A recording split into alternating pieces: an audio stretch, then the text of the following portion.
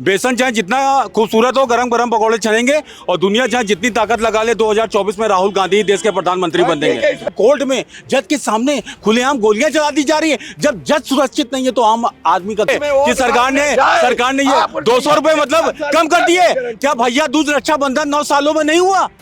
OP Rajbhar ji को सोचना चाहिए कि वो क्या बोले थे और क्या हुआ।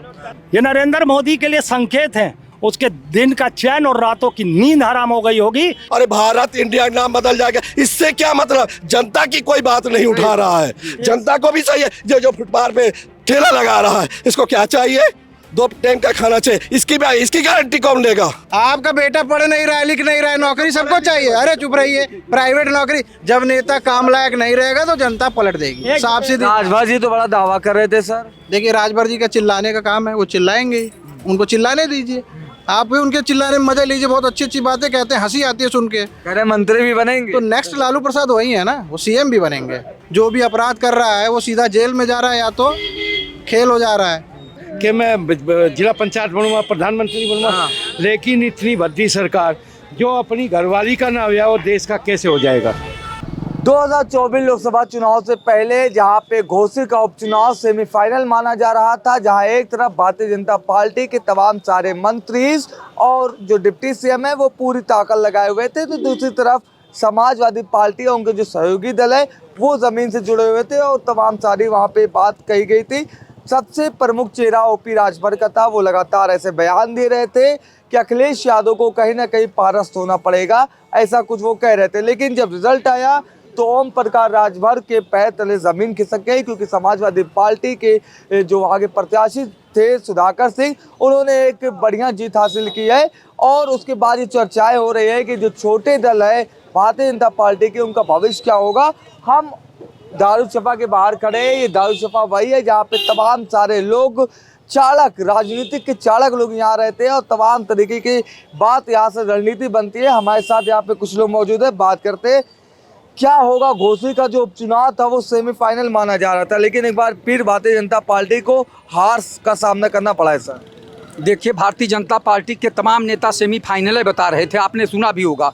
और यहाँ तक कि माननीय ओपी राजभर जी कहे कि मैं अपने बाप का बेटा नहीं कि अखिलेश यादव को सफाई नहीं भेज दूंगा, ये बोले थे ना, आप लोगों ने सुना था, पूरा प्रदेश सुना था। तो आज ओपी राजभर जी को सोचना चाहिए कि वो क्या बोले थे और क्या हुआ। जब उनका वोटर स्वयं में खिसक गया और उसके बाद वो बाँ बटोर रहे थे, तमाम तरह की उल जलूल बात कर रहे थे, तो उसका घोसी के जनता ने जवाब दिया है। और अभी भी आज का बयान में आया कि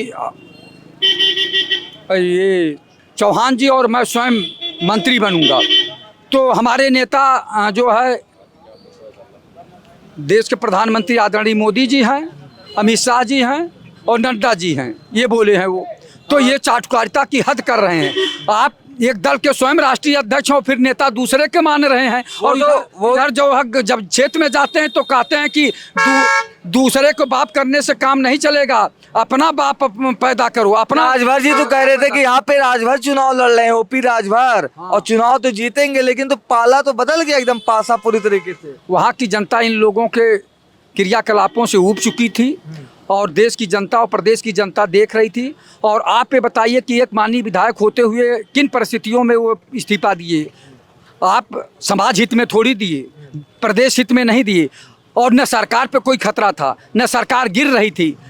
योगी जी की सरकार पे कोई खतरा नहीं मंडरा रहा था एक विधायक से। और आप तो संत हैं, ये गलत कार्य क्यों हुआ, इस पर चिंतन मंथन करना चाहिए कि ऐसा क्यों हुआ, और उसी का जवाब जनता ने दिया है। क्या कहेंगे सर, जिस तरीके से उत्साह जो था समाजवादी पार्टी के कार्यकर्ताओं का, क्या 2024 के लोकसभा चुनाव तक ये उत्साह बना रहेगा?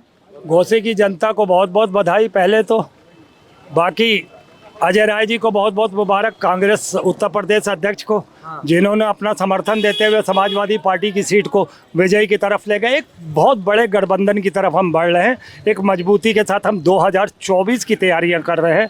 हालांकि उससे पहले 5 राज्यों में और चुनाव भी हैं हमारे देश में 2023 में।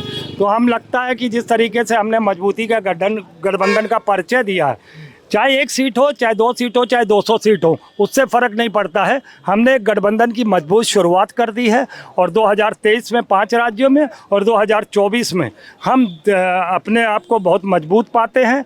और ये नरेंद्र मोदी के लिए दिन का चैन और रातों की नींद हराम करने वाला गठबंधन हो गया है। ऐसा देखने को प्रतीत हो रहा है कि अब नरेंद्र मोदी को कहीं ना कहीं समझ में आ चुकी है, जिसको तुम पप्पू कहते रहे, जिसको तुम चप्पू कहते, संगठन ही नहीं मजबूत है कांग्रेस का यूपी में। संगठन नहीं मजबूत है तो ये हिमाचल प्रदेश, उत्तर प्रदेश की बात हो रही है। आप क्यों सिर्फ उत्तर प्रदेश की बात करेंगे? आप कांग्रेस की संगठन की बात कर रहे हैं। वो राष्ट्रीय पार्टी है कि प्रादेशिक पार्टी है जो आप कह रहे हो कांग्रेस की बात नहीं कर सकते? कांग्रेस, एक मिनट, कांग्रेस राष्ट्रीय पार्टी है तो हम पूरा कर्नाटका भी लेंगे, हिमाचल प्रदेश भी लेंगे। कैसे कह सकते हैं आप वो नहीं लेंगे? हम 1 मिनट रुकिए, आप बीच में बात कंप्लीट करें तो। हाँ, तो आप ये बताइए ना, तो हमारा तो गठबंधन मजबूत हो रहा है। तो हम इस तरीके से हम 2023 में भी गठबंधन के सहारे चलेंगे और 2024 में भी हम सत्ता में बड़ी भरपूर ताकत के साथ आएंगे। और कोई सवाल मतलब अजय राय के आने से कहीं ना कहीं कांग्रेस पार्टी के जो कार्यकर्ता है वो उत्साहित है पहले की अपेक्षा? नहीं, अजय राय के आने से कांग्रेस तो मजबूत होगी। उनका जो हमने नेतृत्व देखा बहुत अच्छा है। मैं सवाल यहाँ पे ये कर रहा हूँ कि जिस तरीके से अखिलेश यादव सापा को समर्थन देते हुए एक मजबूत गठबंधन की शुरुआत की है, एक संकेत है, ये नरेंद्र मोदी के लिए संकेत है। उसके मैंने बार बार यही कहूँगा, उसके दिन का चैन और रातों की नींद हराम हो गई होगी, क्योंकि ये मजबूत गठबंधन बनके 2024 क्या होगा सर? इंडिया बनाम एनडीए कितनी बड़ी चुनौती होगी 2024 लोकसभा चुनाव में? मैं जो आज कहने जा रहा हूँ बहुत बड़ी बात कहने जा रहा हूँ, ठीक है ना, बहुत बड़ी। और सभी पार्टियों के लिए, सभी जो प्रत्याशी जनता के बीच में चुनाव के लिए वोट मांगने के लिए जाएंगे, तो मैं जनता से अपील करूंगा कि कोई पार्टी का नेता जाए तो आप ये उनसे पूछिए कि 5 साल में आप हमको किस बात की गारंटी दे रहे। कोई पार्टी जाए उनसे ये पूछिए, हम बीमार हो गए, हमारे बच्चों का इलाज कौन करवाएगा, शिक्षा कौन देगा 5 साल में, रोजगार कौन देगा, ठीक है ना। जो पटरी के दुकानदार है उनकी दुकान का, उनकी रोजी। भाजपा तो कह रही है कि हम रोजगार भी दे रहे हैं, शिक्षा भी दे रहे हैं। मैंने कहा ना, जितने लोग भी, मैं ये नहीं कह रहा, मान लिया ठीक है, जैसे लोग कह रहे कि कांग्रेस आ रही, ठीक है ना, मैं जो सभी पार्टी के लिए कह रहा हूँ, हम ये तो आप कह रहे, मैं जनता से अपील कर रहा हूँ, चाहे वो विधायक हो, चाहे एमपी हो, चाहे कोई व्यक्ति हो, अगर जनता के बीच में है तो जनता अब उनसे ये पूछे कि 5 साल में हमारी क्या गारंटी है, हमारे रोजगार का क्या होगा, हमारे इलाज का क्या होगा, हमारी शिक्षा का क्या होगा, हमारे बच्चों की नौकरी का क्या होगा। ठीक है, लेते हैं कमेंट। आपसे ये बताइए, राजभर जी का भविष्य क्या होने वाला है? राजभर भविष्य अपने आप गड्ढे में गिरने। नेताओं की बात कर रहे हैं, जनता की क्यों नहीं बात कर रहे? नहीं, मुद्दा एक मिनट आते हैं आपके पास। भाई साहब का विषय बहुत अच्छा है। राजभर जी और चौहान अपने पैर में कुल्हाड़ी मारने का जो अपने निजी स्वार्थ के लिए जो भारतीय जनता पार्टी में शामिल हुए थे, जो शीर्ष नेतृत्व के दबाव में पैसा दे के आए थे, भारतीय जनता पार्टी का कार्यकर्ता भी बहुत आहत उससे था। वो भारतीय जनता पार्टी कार्यकर्ता ने इनको हराने का काम किया था। नहीं इतनी बड़ी हार अगर भारतीय जनता पार्टी कार्यकर्ता लगा तो 30,000 वोट से वो नहीं आते, उनकी व्यक्तिगत पीडीए की रणनीति काम आ गई, कहने मतलब पीडीए की बात ठीक है, लेकिन वो अपने स्वार्थ के लिए आते। जब कोई आदमी जब स्वार्थ के लिए कोई चीज करता है, भाई साहब कह रहे सब अपने अपने चक्कर में, जनता की कौन बात करेगा? मैं बता रहा हूँ, जनता की कौन बात करेगा? 5 साल की गारंटी कौन लेगा? जो भी सरकार आती है, क्या 5 साल में जनता की गारंटी कोई लेगा? बच्चों के रोजगार की बात करेगा, शिक्षा की बात करेगा, इलाज की बात करेगा? कौन बात करेगा? उसकी भी तो जिम्मेदारी है नेताओं की, कि खाली नेता या पार्टी अपना स्वाद देखेंगी। जनता की गारंटी कौन लेगा? सभी पार्टी से कह रहा हूँ। क्या लगता है, इंडिया बनाम एनडीए कौन हावी होने वाला है? देखिए, एक शेर में अर्ज करना चाहूंगा, बेसन चाहे जितना खूबसूरत हो गरम गरम पकौड़े छनेंगे। बेसन चाहे जितना खूबसूरत हो गरम गरम पकौड़े छनेंगे, और दुनिया चाहे जितनी ताकत लगा ले 2024 में राहुल गांधी देश के प्रधानमंत्री बन देंगे। सर देखिए, आम आदमी से लेकर के वीआईपी आदमी हर तरफ हाहाकार मचा हुआ है। BA MA master business of administration का कोर्स किए वो लोग बेरोजगार घूम रहे हैं। यदि प्रेजेंट टाइम में यदि आपकी जेब में 200 रुपए है तो आप सब्जी नहीं खरीद सकते हैं। सरकारें कह रही हैं कि उत्तर प्रदेश को स्मार्ट सिटी बनाएंगे। आज आज ही के दिन इतना पानी बरसा, अमीरों के घर में पानी भर गया, न जाने कितने गड्ढे उजाड़ गए 11 सितंबर 2023 के दिन।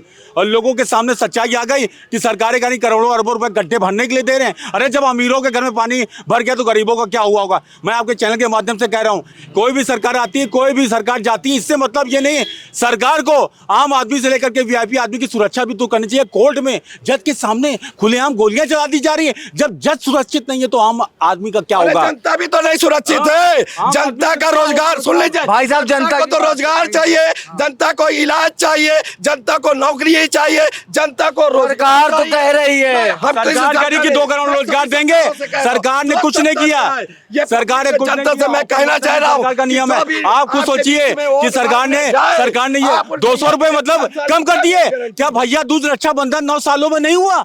आप खुद सोचिए। आप तो अपने चैनल के माध्यम से मैं ये कह रहा हूँ परिवर्तन होगा और कांग्रेस पूर्ण बहुमत से सरकार बनाने जा रही है। मैं कह रहा हूँ कांग्रेस आती है ठीक है, मगर 5 साल में क्या गारंटी देंगी? मैं किसी पार्टी से मतलब नहीं है, हम जनता है, हमें जनता है, हमारे बच्चों को रोजगार चाहिए, हमारे बच्चों को शिक्षा चाहिए, हमारे बच्चों को अच्छी व्यवस्था इलाज चाहिए, हमारे नौजवान जो बच्चे हैं जो फुटपाथ पे बेरोजगार है उनको रोजगार चाहिए। इसकी कौन बात करेगा? सर सरकारें जो सत्ता में आते हैं, सुन लीजिए, सब पार्टियां आ रही हैं, सब अपनी बात कर रहे हैं, क्या होगा? अरे भारत इंडिया का नाम बदल जाएगा, इससे क्या मतलब? जनता की कोई बात नहीं उठा रहा है। जनता को भी चाहिए, जो फुटपाथ पे ठेला लगा रहा है इसको क्या चाहिए?